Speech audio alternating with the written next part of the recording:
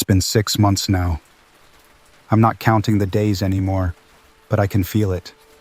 In the way my thoughts drag behind my body, in the way certain memories don't fade, no matter how long I stay in the dark.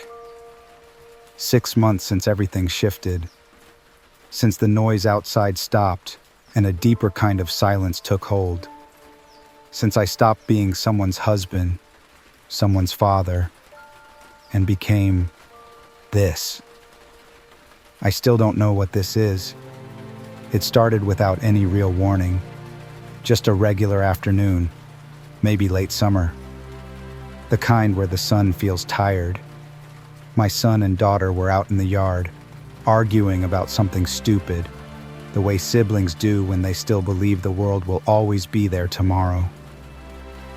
My wife was in the kitchen, singing softly while chopping vegetables, filling the house with that smell we all loved, though none of us could name it.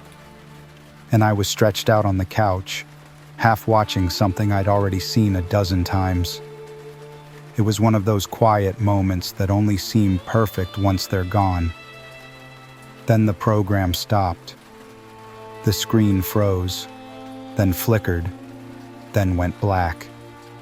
I didn't think anything of it at first. Thought maybe the signal had dropped or there was a storm nearby. But then came that emergency tone, low and cold and vibrating somewhere behind the chest. Then a voice, calm, almost clinical. All citizens in affected regions are instructed to seek immediate shelter. A nuclear strike has been confirmed against several major cities across the continental United States. Estimated impact in less than 10 minutes. I didn't move. I couldn't. Not at first. It was too strange, too surreal. I think I actually laughed. That dry kind of laugh that doesn't reach your stomach. But when I looked outside, I saw it. The way people moved. That panic doesn't look like panic in movies. It's faster, sharper, doors slamming, engines roaring, children crying, people shouting at no one in particular. I understood then. It was real. We didn't have a proper shelter, just a food cellar under the house. We never imagined we'd need anything more. But that's where I dragged them, my wife, my kids. We didn't talk much. There wasn't time to explain or reassure or say anything meaningful. We grabbed what we could, bottled water, the contents of the fridge, some flashlights, batteries, a half-empty pack of painkillers. Everything else was noise. We shut the door behind us and waited. The lights flickered once and then held. My daughter was still holding a stuffed animal she hadn't touched in years. My wife kept checking the time. My son wouldn't stop asking if we were safe. I told him yes. I told him everything would be fine. I lied. That's what fathers do when there's nothing else left to say. I think we stayed down there for 2 weeks. It felt longer. We rationed food, played card games by flashlight, whispered instead of speaking. Outside, everything was still. Too still. There were no sirens, no helicopters, just a strange, low rumble that seemed to pulse through the concrete at night. Sometimes it felt like the ground was breathing. Eventually, I knew I had to go up. Supplies were running low, and we couldn't stay in the dark forever. When I opened the door, the light, if you could call it that, was heavy and gray. The sky wasn't just overcast. It looked burned. The air smelled like something mechanical, hot wires and scorched metal. Everything was covered in a kind of soft ash, like black snow. Our neighborhood was still there mostly.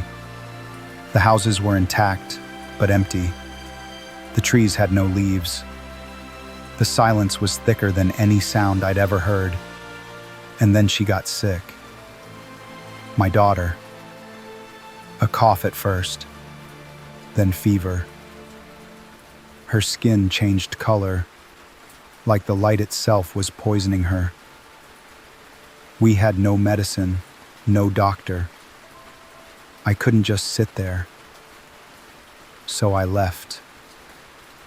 I told my wife I'd be quick, just to the hospital and back. It wasn't far. But even then, I think she knew I might not return. The roads were quiet.